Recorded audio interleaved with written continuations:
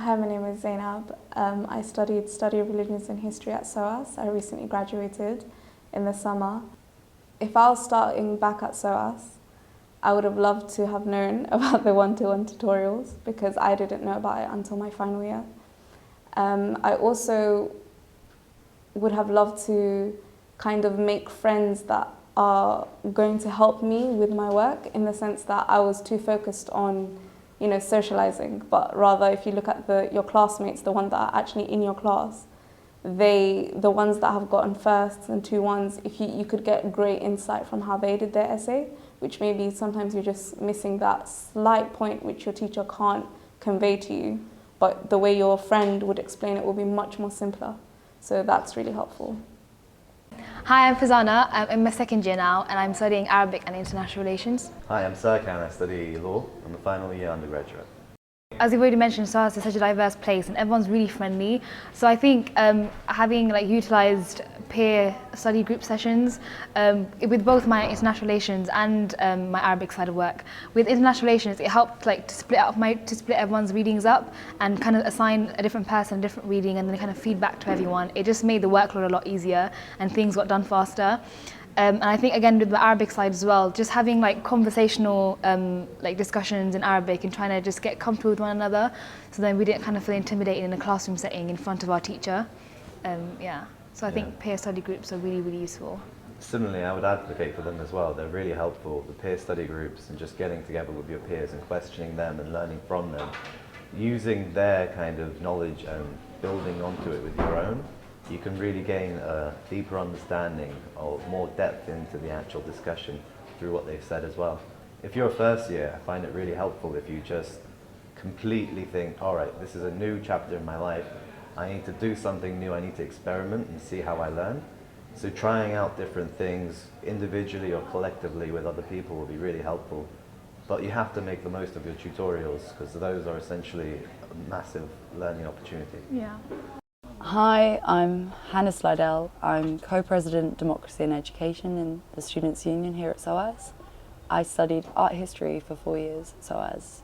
So in regards to study skills, I think the most important thing is to experiment and play, and especially if you're a first year student, you're only required to get 40% to progress into your second year. And I think the sort of philosophy behind that is that the first year is a time for you to explore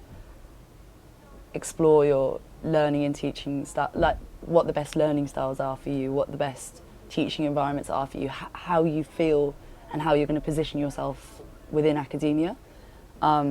So I would spend the first year experimenting with different ways of revising it, different ways of reading, and I think that's really, really important because I think there's no set way. It's going to change for everyone. For me, I found group study so important. I found creating a space where I could speak to people in my class about readings and what I didn't understand and what I did and how that related to something else I was studying, and trying to look at the intersections between my course and my degree and other people's ones brought a lot of what I was studying to life and really, really stimulated me in that respect. And equally I found then being able to practice what I was studying. So I studied art history, and a lot of what I studied was about labour and the performative aspects of identity. So being a part of certain campaigns at SOAS gave me the space to think about how that worked in my immediate life and in the lives of people around me, and bringing that to life was so important for me, I think. Hello, my name is Liban Khalif. I just graduated in BA Politics. Having a meeting with your peer groups once a week helps a lot because it helps you recap what you studied throughout the week. So even if you, missed a class or missed a lecture, it's very important for you to go, because within the space of, 40 minutes, you can help basically recap the whole week, and everybody has different points from the lecture, which you yourself might have missed. So basically that would be very important for you to grasp that.